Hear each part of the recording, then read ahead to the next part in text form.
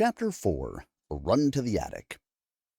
Cautiously approaching the house, Felicity looks to the red and blue lights radiating from the roof, tinging the mist. She's seen something similar outside, sometime after Peter died. Those modern constables, in dark blue uniforms, came into the house, rummaged through everything, placed markers and ribbons everywhere. He and Mary were gone. She assumed the boy went there, into the same light she rejected, whilst desperately looking for her children. Seeing Ben in front of it gradually brought those memories back. Akin to that fearless young man, she chose to stay in order to protect someone. They're so different in so many things, disparities born from age to fashion, surely language. But in their hearts, they may very well be the same person. If only she was braver. The cavalry is here, seems like, as Ben reaches into the red door. Kid, once we get in there, I don't want you to look at anything. You go straight upstairs, close the door like Felicity taught you, all right? The boy abides. Yes, sir. Ben is a man with his own ideas, observant, calculating, yet empathetic. She is struck by how he understood her concern over the boy so quickly. He respects her. Is that how women are treated in this age? A path opens before her from whence she could speak to him candidly. Peter runs in front of them, through the corridor, and opens the hidden door. What the hell was that? A man's voice is heard, heading in their direction. Ben taps her. Felicity, let's go, quickly. Both rush back into the entrance, just barely evading a Westchester County police officer as he approaches the panel to inspect it. Guys, there's a hidden room back here, he shouts. The scowling detective, in a short-sleeved blue shirt and jeans, wearing his badge on a cord around his neck, ginger hair and matching 2-week stubble, rudely steps in front of him, switching on his flashlight. Walt, please, back over there and get the barricade tape and a couple of markers. There's evidence here. And for God's sake, someone get those people out of the street and shut the door. Ben looks at the people outside. They're saying things about the house. God help us, the house killed again, after all this time. The next-door neighbor goes, I actually talked to him, you know. He acted as if nothing was wrong, the dumb kid. Another one, you heard him yelling last night, right? I heard him across the street. It sounded like his girl kicked him out of the house or something. Ben can see Bert in the crowd. He's distraught. If this didn't happen, they would probably have become good friends. Quite unusual for that world. The officer closes the front door. Felicity looks anxiously at the attic entrance. Peter's going in, but Lydia's head pops out at the last second, with a troubled face. Good. Mommy is safe. The mother is relieved, waves her to go back inside. The body is covered. The places where Ben struggled have those small cardboard markers with numbers on them. That's the second door that opens on its own in this fucking house. Did you see that? Walt points out. Wasn't it open already?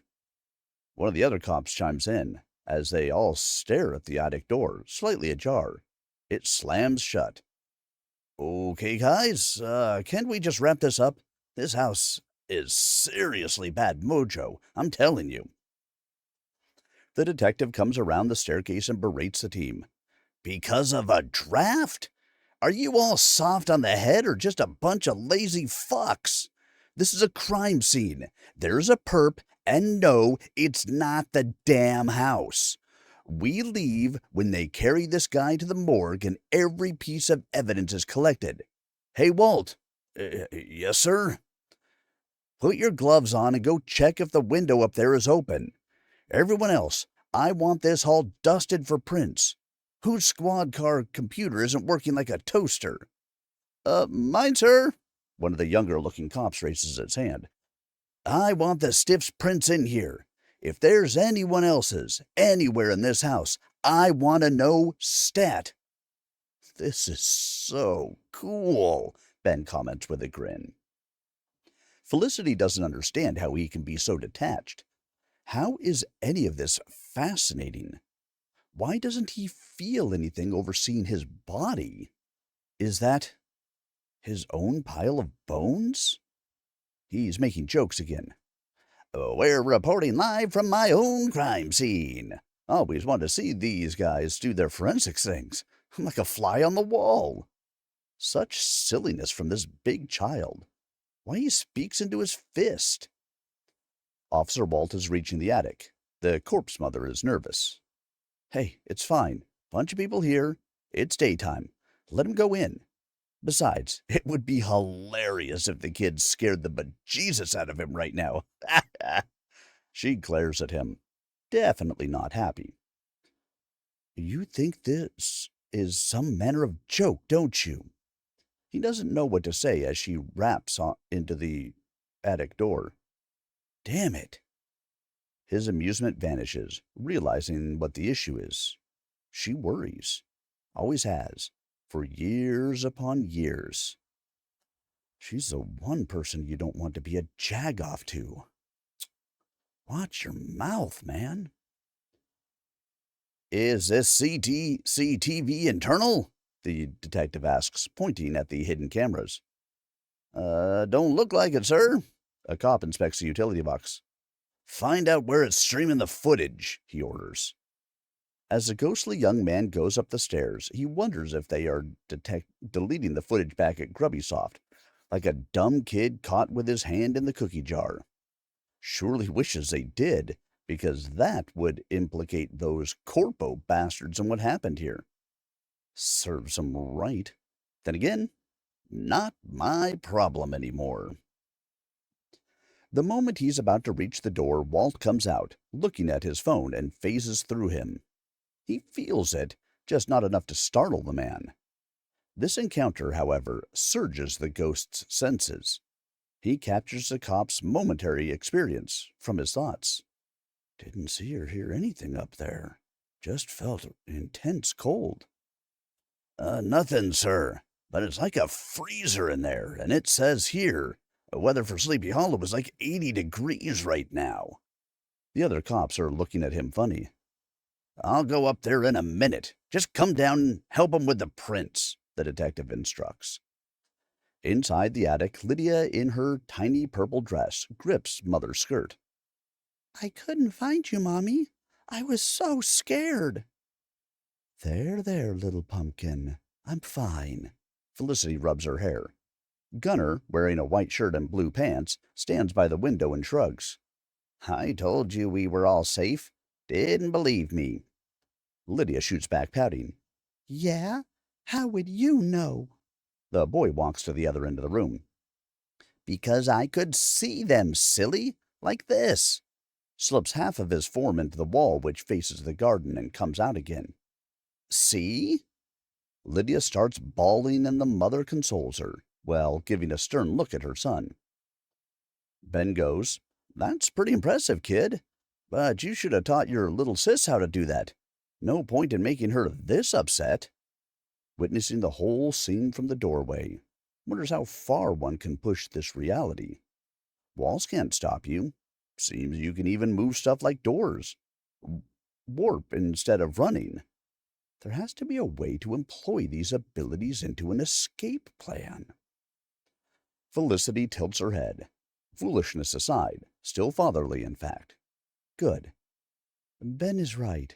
Your sister deserves your consideration, young man. Lydia, sheltered by Mother, shoots a tongue to her older brother. She is absolutely adorable. The modern gentleman walks up to the tiny girl and crouches at her eye level with a tender grin. We haven't been properly introduced. I'm Ben. I know. The miniature Felicity grins.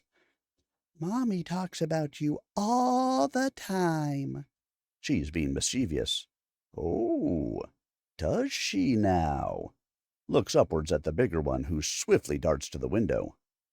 Yes, she says you are very rude. You shouldn't swear, you know. Yeah, I know, and I'm sorry. I'll do my best to keep it clean. Draws closer to the tiny girl and whispers inquisitively. Did she Say anything else? Mommy says a lot of things, but the most important of all is the thing she doesn't say. Lydia! Felicity shouts without turning to her child. The three kids all start hopping in a circle around Ben. Ben and Felicity sitting in a tree. Kissing.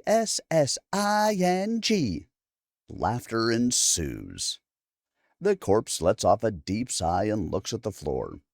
He gets up and stands beside the depressed mother. You have lovely kids, you know. Despite all this, they can still laugh.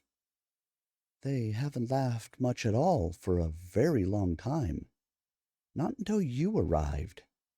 They would play, as children do, but I can't recall a time when they were this joyful. Hey, Felicity, I'm flattered. But if they didn't feel loved in the first place, I don't think I would have made much of a difference, you know? You protected them in more ways than one. I stayed for them. They're everything I have. Turns to the side. So much pain on this woman. And now you have me too. Ben smiles at her with the same tenderness he afforded her daughter. Well, why would you say that? A furrowed brow on this gray husk. Ben wonders if it's that outlandish to care for someone with a kind soul. Why wouldn't he say it? He assuages her. Because it's true. When I said I'd be here for you, I meant it. Mr. Freeman. I... She's about to cry. Hey, we're friends now. No matter what. Look, I apologize if I seem as though I don't take anything seriously around here. But like you protected their tiny hearts from all this darkness and death, that's my way of protecting yours from the same thing. Felicity knows she heard him right. This man just said he wanted to protect her heart. While she weeps, Ben rests a hand on her shoulder. The warmth of his touch felt nothing like she imagined. Thought it would be different from the children. But nay, it is just as soothing to have this gentleman beside her, so present and lively as he is. A reprieve from her fears. The birth of a ghost. A painfully slow process by which the trauma of one's demise is locked into the one memory it holds, the moment it ended. As a result, a ghost may spend many years repeating it, acting it out, no thought behind it, like a broken record, skipping on the same groove over and over again. Some of them never stop doing it. Others, however, for what can only be explained by their willpower, attempt some kind of sentience. In most cases, it's still an abstract existence, bound by the only salvageable memories, made possible by the living beings who unknowingly share the space with the entity. It is nonetheless an incomplete picture that is being shown, insofar as one, mired in such disruptive confusion, may never attain the necessary distance from their strange condition to see it. Maybe the mind of the one who lives rejects the one who's dead. Thus, this supposed symbiotic relationship, emerging between such far removed entities, rarely ever facilitates true lucidity for the latter. Felicity Craig understands this to be the exception. Ever since Ben Freeman moved into the manor, things seemed clearer, not so much out of reach as before.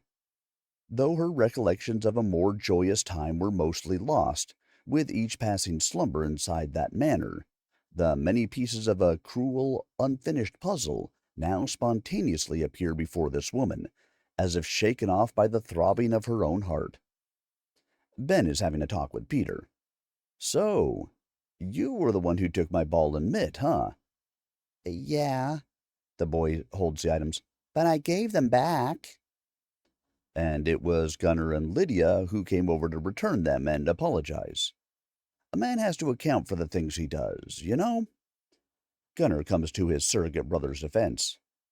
To be fair, sir, it was Mommy's idea. Peter can't come out of the attic no matter what. Hmm, gotcha. Ben faces the boy again. I'm not mad at you. We all gotta be very careful from now on. I won't let this situation stand forever, but you guys have to be patient and start obeying Felicity, okay? She's worried sick all the time. I know. Is it okay if I keep these? Absolutely. You know how to play? I think I do, but this feels different. It's bigger than I remember. Looks at the ball, slightly confused. Doesn't recall much about his life before he died, other than his mom. That's because you're a softball guy. I did Little League baseball back in Pittsburgh when I was around your age. It's a bit harder, but there's a lot more stuff you can do, especially as a pitcher. Oh, yeah? The boy is transparently happy to share an interest with this silly adult. Yeah, I'll teach you. Go all the way over there to the window. Put on the mitt. The boy runs off and gets in position. Okay, so depending on what kind of hitter you're up against, you pitch with an effect that works best to make him strike out. See how I'm holding the ball now?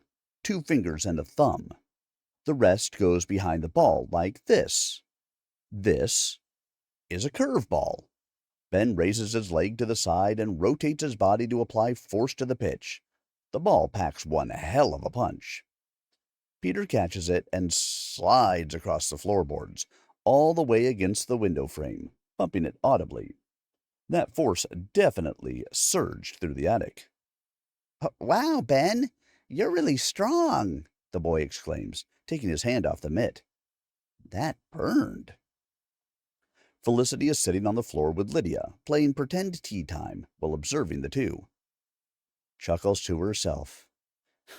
It would seem I have 4 children now. Darkness drapes the entire house once more. Ben sneaks out of the attic, scoping around. Everything is restored to the way the manor stood in the 1800s. All of his belongings vanished as if he were never there. The same goes for all the markers and barriers the police scattered around. That shouldn't be possible. The silence which befell this house strikes him as draining. It's as if he took sleeping pills. Perhaps feeling constantly drowsy like this is part of the experience. Is that why being dead feels so much like a dream state? Strange. Yeah, this. It's something, all right. Comes down to the piano hall. Is it 3:33? Like all those other times he got woken up in the middle of the night?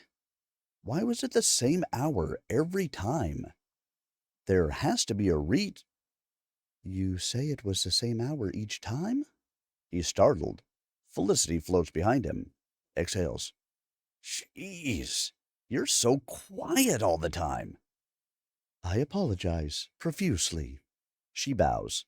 Ben chuckles and turns back to the piano. You think that monster is coming out again tonight? He might, but the house grows quieter. Let's hope that endures.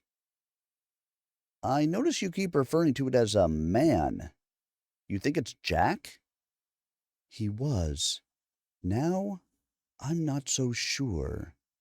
The things it does and says don't seem like him at all. There is also the matter of the other man, Peter's father. The same demon took his place. They died the same way as you? He was more merciful.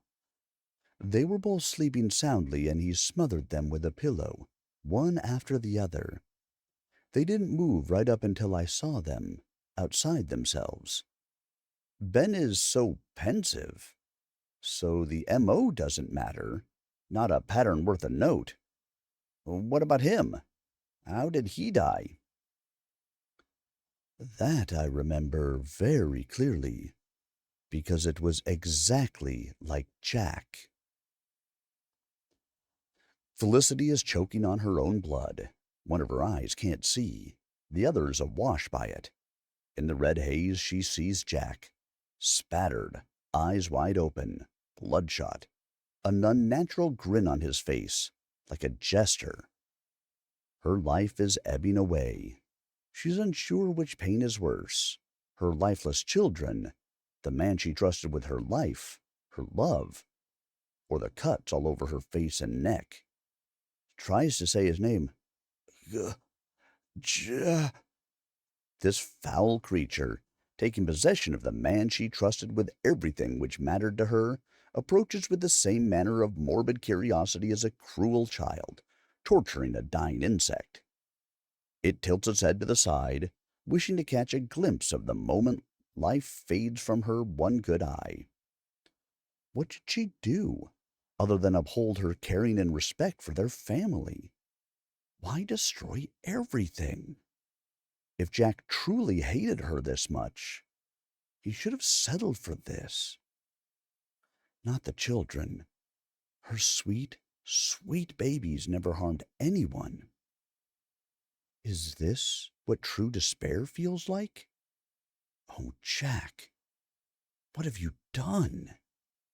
She is slipping away. Though close enough to her face, her field of vision stretches to the weak, sparse pulsing of her heart, pulling this horrid vision of her slayer further and further. Is she falling? The sinister figure suddenly flies backwards across the air. The last thing she sees, in between the wooden bars of the railing, is the darkness coming from the tapestry in the piano parlor downstairs, as it ravenously devours her husband. This memory shakes Ben to his core. He was in her shoes, saw it, felt it in excessive detail. The disbelief overwhelming her heart with anxiety, the terror and precipitous sinking that ravaged her final moments. Felicity carries this pain around, on her face, all the time. This is too much. I'm so sorry. He's severely distressed. The corpse runs her dry fingers through his hair. It gets easier, she whispers, smiling. It's the bad man, all right. He saw it, the cloaked shadow on the opposite wing, close to the attic door. The one from earlier? Yeah. He's clearly the guy running this show. Why can't I see him?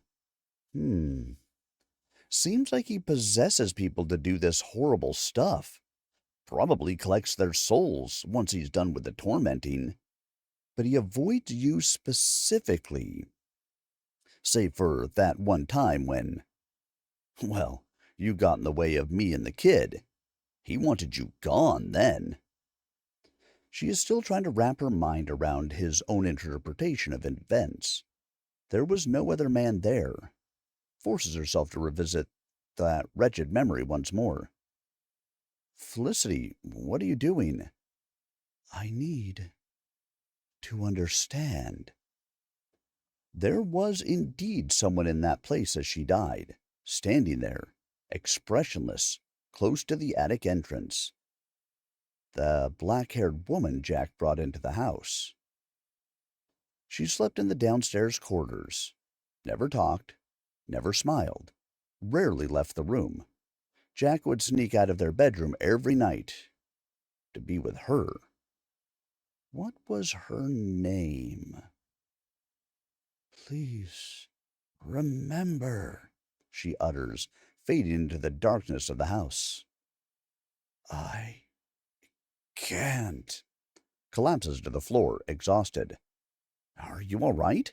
Rushes to help her. I am. But it wasn't a man I saw. You were right. There was someone there, but it was a woman. Her face was so far away. Picks her up off the floor. It's dangerous here. Let's go upstairs. The corpse lady is too worn out to even acknowledge that he's cradling her in his arms. This recollection was too much straining. The house is becoming quiet, and all she can do, once that happens, is sleep.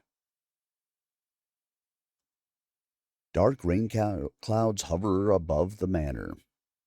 A disquieting sense of shade was felt from above, as well as below, while a faceless Felicity exited the master bedroom that morning.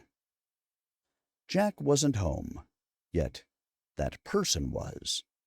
A dark-haired woman crossed the entrance, wraith-like. Her walking was as sudden and swift as a gust. She couldn't see her face, just the inscrutable, long, dark mane, flowing.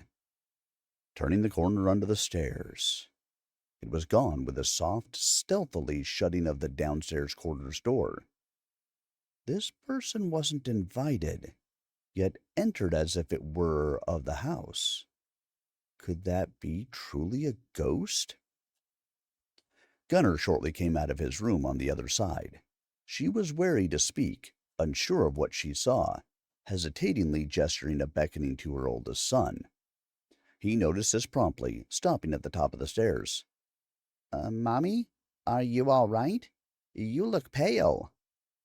Gunner, that woman. I don't like her. Lydia barely comes out of her room because of her now. We have to speak to Father about this. I'm sure she did something to scare her. Felicity gripped the balcony railing hard. In the throes of frustration, her husband wasn't even present, yet this woman was down there.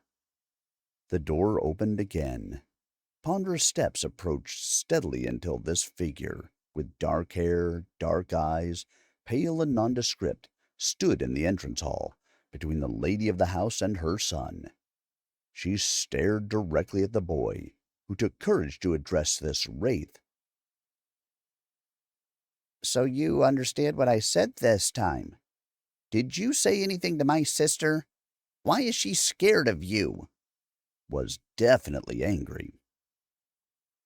Scared? She wondered with a broken English accent. Lydia's door opened slightly as the little one spoke warily behind it. Big brother, it's all right.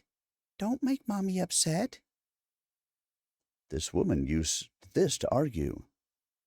See, she not scared. No scary.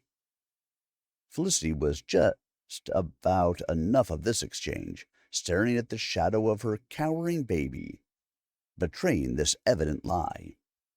Rushing downstairs, the mother's tone unhinged from her usual sense of grace and politeness, for it was instinct thus commanding her rampage. I want you out of this house! I'll be damned! Gunner likely had never seen her like this. Mommy, please don't get angry. Let's just ask Father. Your father? The one who was never around? The boy's face melted in dismay. Felicity immediately regretted this loud outburst. It wasn't his fault. This woman, however. There stood the nightmare.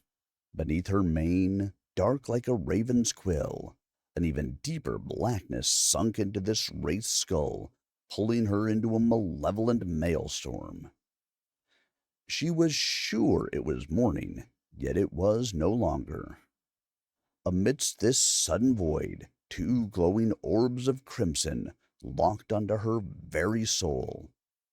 It was at that moment that the woman's voice was delivered in impeccable English alongside a man's. If you treasure your children's lives above your own, I will spare them from the abyss. It only needs you. Just you. Suspended amidst this terrifying vision, the mother was shown the totality of this abyss. A cavernous expanse of pulsing flesh, littered with black veins. So many muffled cries, reverberating these walls. Will you Let him? She didn't understand this. What did it want? When Jack truly comes, will you let him take you? Shuddering, she responded, I am. I am Gunner, the Brave's daughter. Jack has taken more than his damned share already. He he has taken too much. Mm, Jack takes everything then. It was never your choice how much of it. He takes it all. No! Her desperate cry, as she turned away from this hell, wasn't reaching her children. Their standing figures beneath the stained glass window suddenly drew blood from their clothes. Spreading, spreading. They had become pale. Their blue and brown eyes, their faded glimmer, established a mother's worst fear. She would be made to see this happen. Soon. Felicity rests lying on the attic floor while Ben watches over her. Ever since he died, sunlight never entered the house again. However, the modicum of brightness afforded by daytime shines through her motionless spectral form. This feels like a wake to him. This woman is so thin and decayed. This reminds him of... What? What was that memory? He's feeling tired as well. Doesn't know how long he sat there on the floor, looking over her, helpless. The children are also unusually quiet. He knows they're somewhere in the room with them, even though he can't see them anymore. This is how they sleep. Now he gets it. The house has been empty for a while. He's unsure of how long, because nights are not that different from the days. What he does know is that it is related to how tired everyone feels around here. Even the thing downstairs doesn't come up once. He lies down next to her and holds her hand. All we can do now is wait. Please be okay.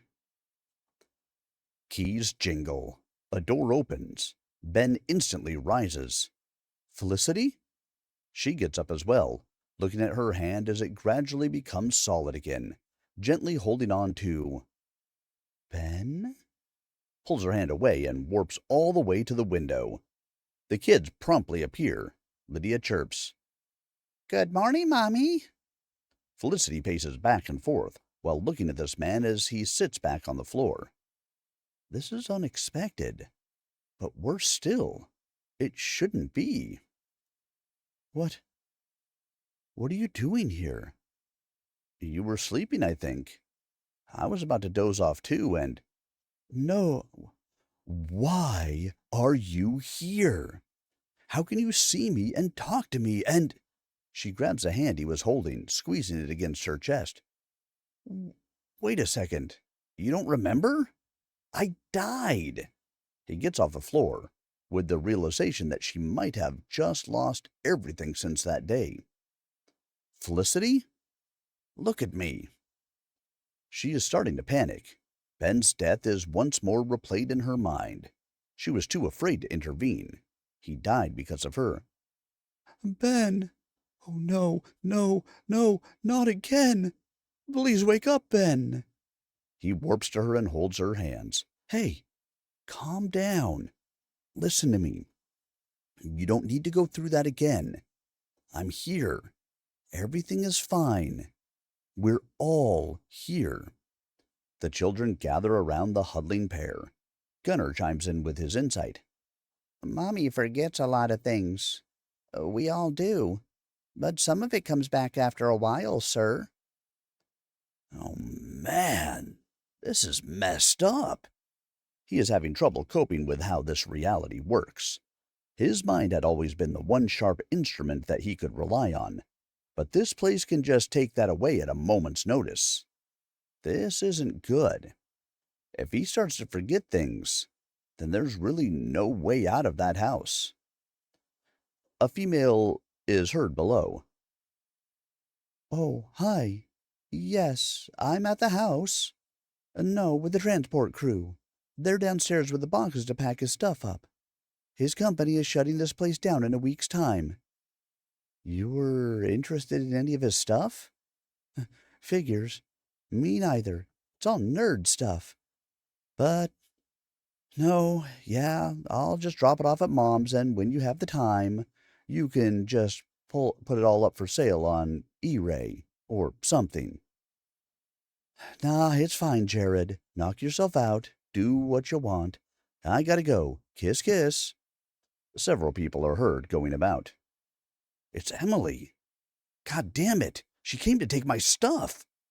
Ben dashes to the attic door and tries Gunner's wall-phasing trick. Oh, man. What, Ben? What's wrong? Little Lydia's head shows up under his as it sticks out through the door. Both pull out and walk up the stairs. Okay, guys, we have a problem. The young man starts an impromptu family meeting. I need you to all go through my stuff and find something you really like, because they're going to take everything away as it is. Right now. No! The boys cry in unison. It's fine. We can hide stuff, right? Let me open the windows here. Let's see. Ben is having trouble figuring out how to lift the latch on the bottom panel so he can raise it open. Felicity gently reaches into it. There. You're the best. A kiss on the cheek, freezing her in place. Come on, guys, hurry up. What you got? Peter shows his mitt and baseball. I already have what I want. I'll take this four-legged machine. Gunner shows an army green armored war mech model to his childlike adult, instantly gaining his approval as he nods to his comrade in geekdom. I have my mommy. Bah! Those are all war toys. She and I have a tea set, don't we, Mommy? Lydia says proudly. Yes, little pumpkin. Felicity gives off a slight smile. Playing with her baby is one of the scant distractions she is afforded. Ben instructs. Okay, drop him out the window into that bush right over there. Really carefully. Busily rummaging through the boxes himself, trying to remember if there's anything useful in there. Finds his bright red protective gear that he got for Christmas for his brief stint with skating. To his mother's chagrin, these things ended up being used for fights with the neighborhood kids back in Pittsburgh, clearly out of his embarrassing 8th grade syndrome phase. Man, that was cringe. And he still got his ass handed to him. A chuckle slips out. Might as well look the part. The boy's side of him aims to impress her. If he's kitted out to be a legit-looking street fighter, perhaps this inspires Felicity to do more than just hide up here. The problem is, can he put those on? He could touch a ball for some reason, but was unable to open a simple window. Felicity, can you help me with this for a second, please? What's the matter? Floats to his side. You think I can wear these on my arms? She looks intrigued at those odd red gauntlets with seamless straps and fingerless gloves. Not sure if you can. Those belong to the world of the living now. Oh, but how was I able to pick up a ball and throw it? Perhaps you didn't even consider whether it was possible or not, she replies with a motherly smile. Okay. This being dead stuff is really complicated. Struggles to get the gear off the box. Let me help you. Felicity takes it, floats to the window, and drops it into the bush. There. All done. Now what should we do? What is actually happening in that room? Is this window opens and shuts? Well, several voices sparsely fill the cold wooden roofing. Well, you guys hide or something. I'm going downstairs for a bit. Be right back, okay? He warps out the attic as the rest of them stand there perplexed. Okay, time for payback. Let's see how you deal with ghosts, Em. Okay, ladies, so where do we start? 1. The moving crew prompts the thoroughly disinterested Emily in her pretentious champagne pantsuit. She barely looks at the man. You can start with that office. That computer belongs to Grubbysoft. Those 2 boxes there with the label are to be dropped at their headquarters. The rest can just go on the regular ones. Also, check the other rooms for any belongings. Those are likely his as well. Sure thing. 'Kay, guys, let's hustle. They start heading upstairs, while she sits in the dining room, pulls out her phone, and crosses her legs. They're likely to be there a while, and the day is already a loss, so she might as well indulge in some online shopping. This place draws an exasperated sigh from her. All that bullshit you got yourself into back home, and now we have another funeral. Hope you're happy, Ben. Seriously. The phone flies out of her hand. She looks at it in trepidation, trying to understand what just happened. However, before she can get up to grab it off the floor, cabinet doors start opening everywhere around her. Sounds in the kitchen of pots and pans being tossed around, chairs slide rudely across the floorboards. Utter chaos is being unleashed. The phone went to the messaging app. When it fell, 2 solitary words typed on it. Fuck off. Emily's face turns white as a sheet, drenched in cold sweats and this overwhelming urge to run away.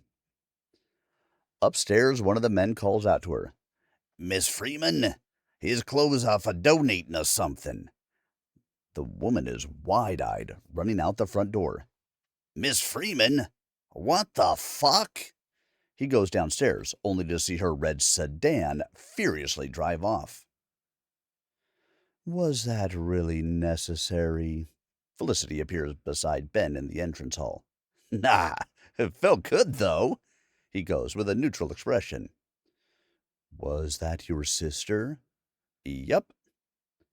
She's concerned. She didn't seem sad at all. Did she forget you? Don't think so. She just doesn't care about anyone. Never did. Ben goes back to the attic. Felicity stands there, realizing that while some people may grieve the life they once had, he was absolutely done with it. That's why he's unafraid. He was alone. But if so, who protects his heart? As she utters this question, the best answer immediately presents itself. That would be me, right? With a silly grin, she returns upstairs to be at her family's side. Once more, the house is submerged in unearthly darkness. The 19th century furnishings thus restored to the home of the Craig family. Felicity sits at her old dressing table. The oval looking glass reflects her veiled visage back to her. She lifts it somberly.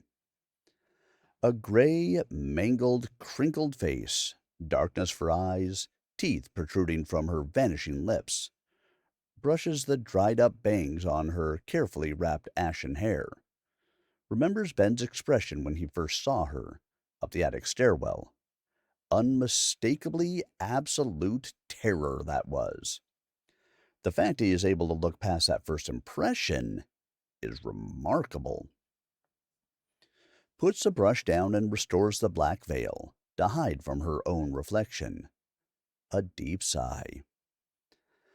You are fortunate enough that he cares about you and the children. A man with such a good heart is a gift as it is, Felicity. Don't fall prey to your conceit. That's not why he...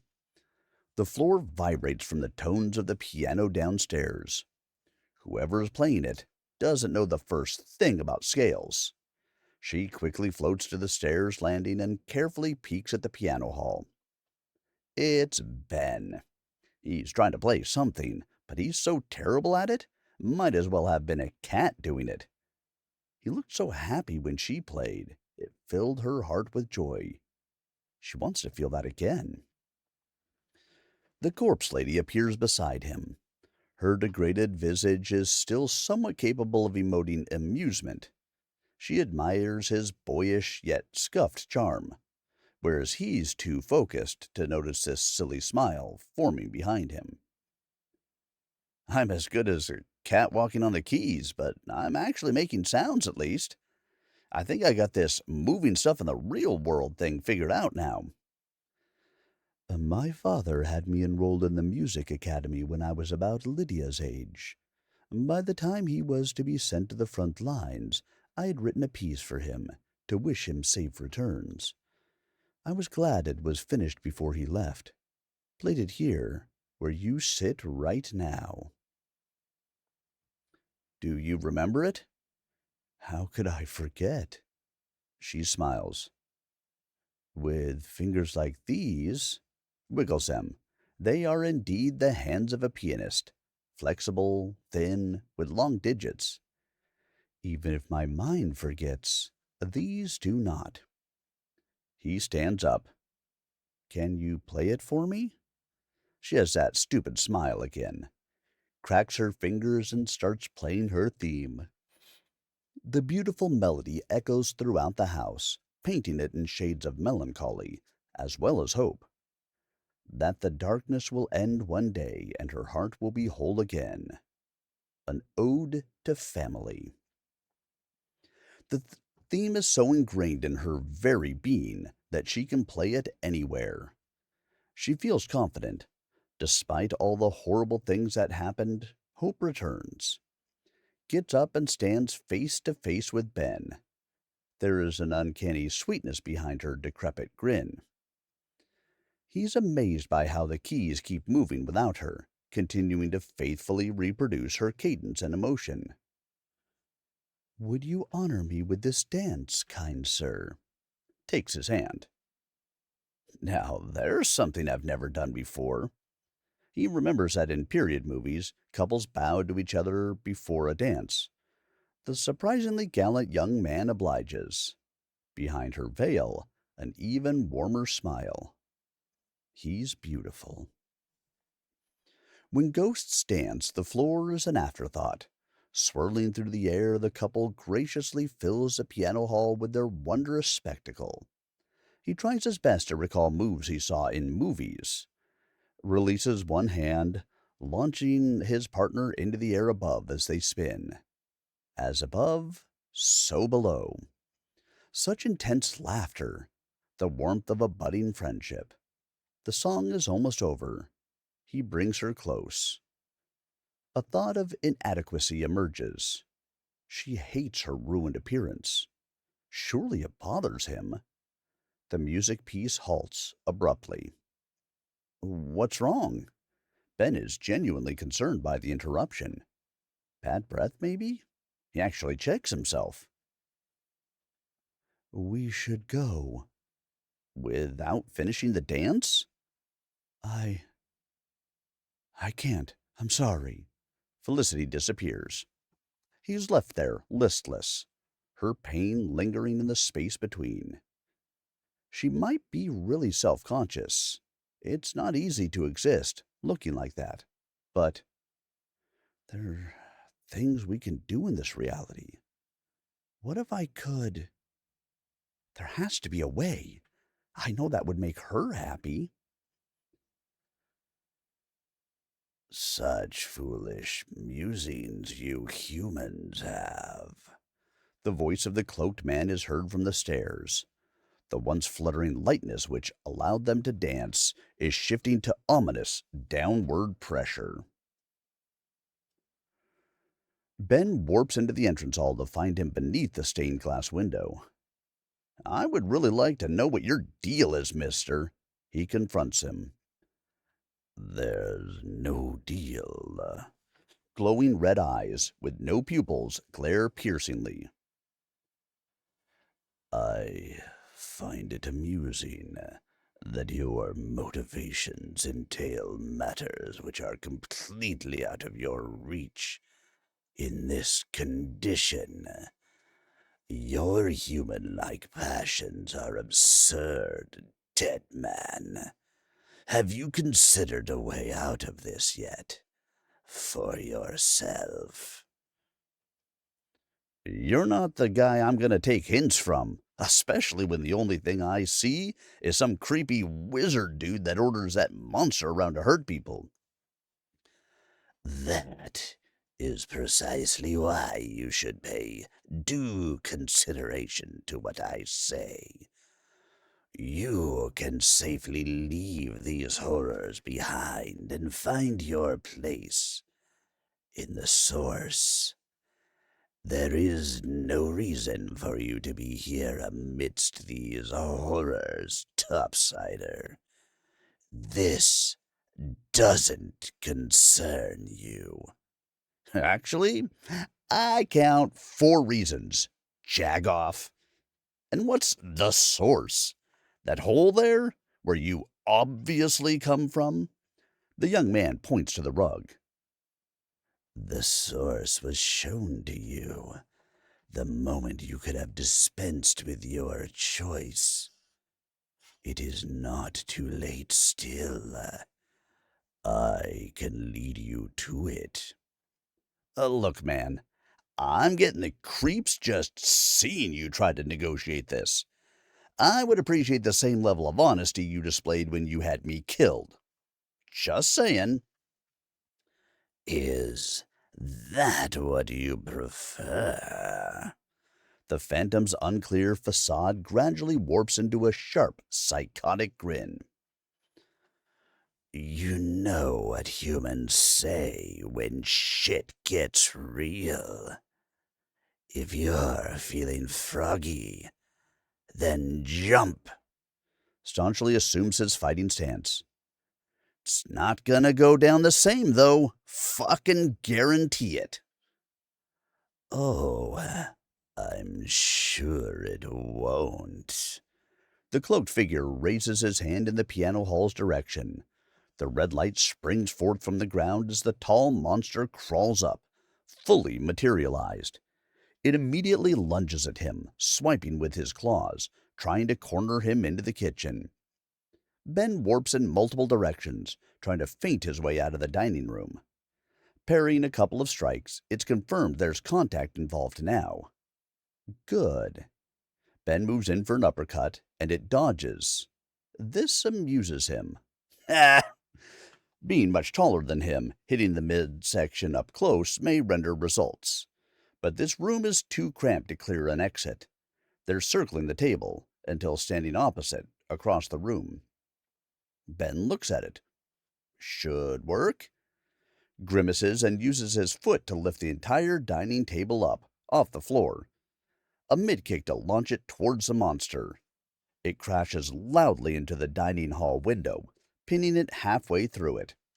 It is indeed the case that these two beings are affecting the physical world in their scuffle. Lights turn on across the street, and people are coming out in their robes and pajamas.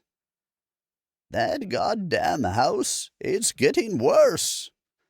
The young man sprints off up the stairs, passing by the cloaked figure. Its eyes turn. You can only do so much, Topsider. Ben! Run to the attic! Felicity is at the door, frightened. The brawler stops for a second, pondering whether or not to respond to the taunt. The monster is coming out, behind him. Ben! Please! I'll take a rain check on that one, asshole. Warps into the attic stairway and slams the door. Are you all right? Felicity is fraught with worry, shaking all over. Yeah, close call. It's all good. You remember that when the house was empty, that thing wouldn't show up at night for a while, right? Right. Which means they're not monsters. They're ghosts, like us. They just have some an agenda that involves dragging souls into that hole in the rug. The rules of this reality apply to them, I'd bet. We just gotta beat them at their own game. Ben, You're not seriously considering this. Please, promise me you won't try to fight it. I know you're brave, certainly braver than me, but, but I lost my father to the war, lost my husband to that demon. I can't. She weeps. His enthusiasm is cut short. Surely there is a way, but she's afraid to the point of that becoming a serious liability. They have to work as a team, or it's likely going to end in tragedy. Ben, please. I'm just a woman with 3 children. I've never fought anyone. Please, let's just stay here. Please. It's all right. Let's go inside so you can calm down.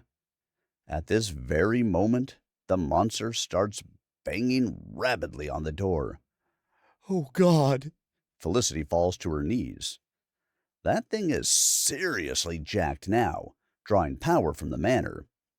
This situation is clearly M's fault for showing up.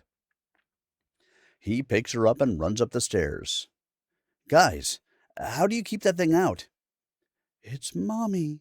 She prays every day to keep it out, Lydia says. What? Just that? Ben is dumbfounded.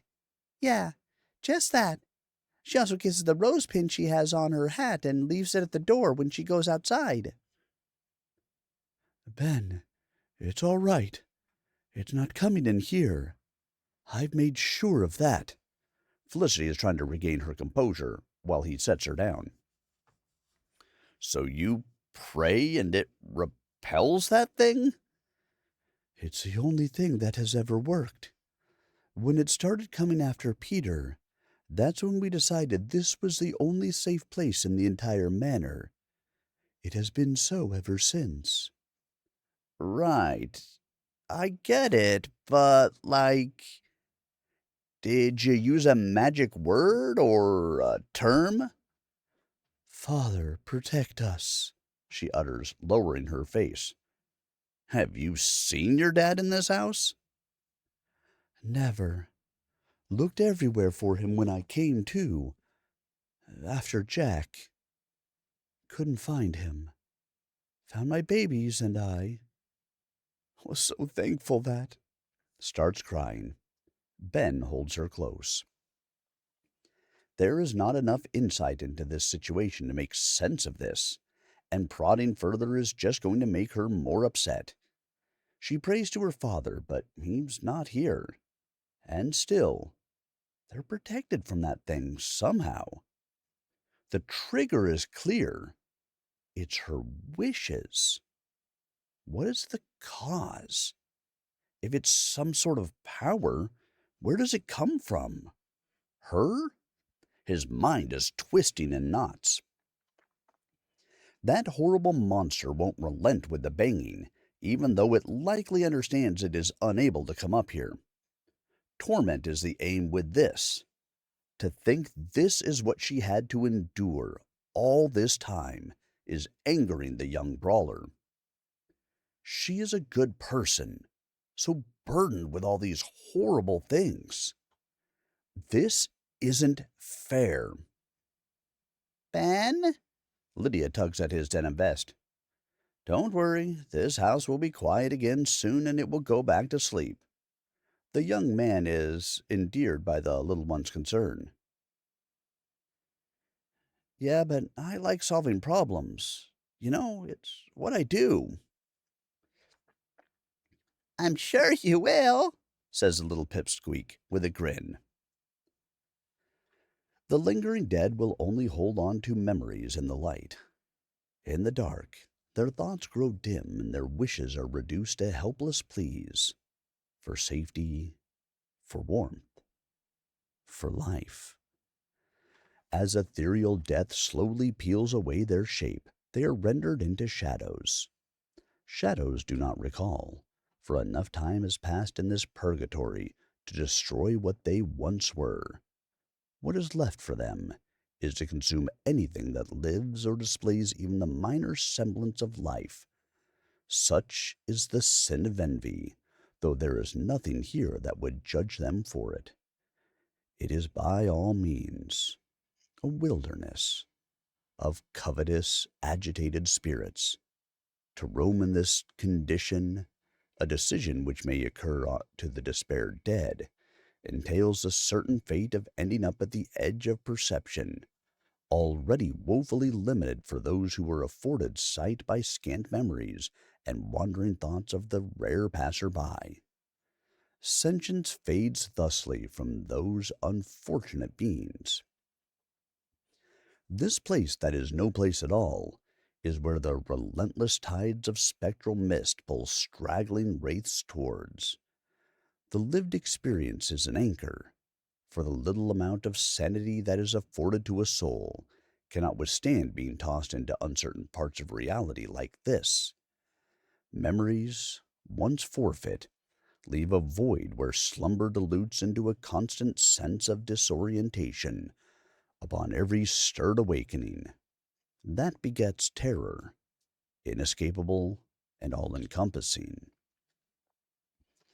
In the afterlife, all horrors of the soul manifest in their most atavistic form, amidst endless hordes of the deaf, dumb, and blind. Those seen thrashing still, attached to vague traces of a way back to life, are unrelenting in their pursuit of this, for if humanity is what they crave, it is so at the expense of reason. Only the most powerful negative emotions remain in this place that is no place: fury, sorrow, and fear.